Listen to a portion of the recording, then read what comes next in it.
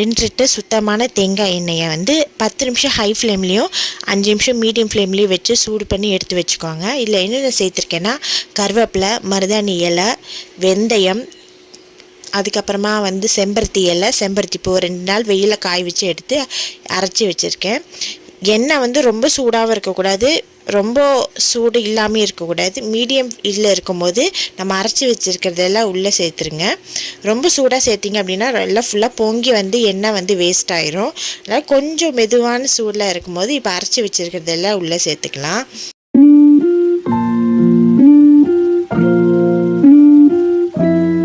உள்ளே போட்டுட்டு 2லேருந்து 3 நாள் அப்படியே விட்டுருங்க, எதுவும் பண்ணாதீங்க டிஸ்டர்ப் பண்ணாமல்.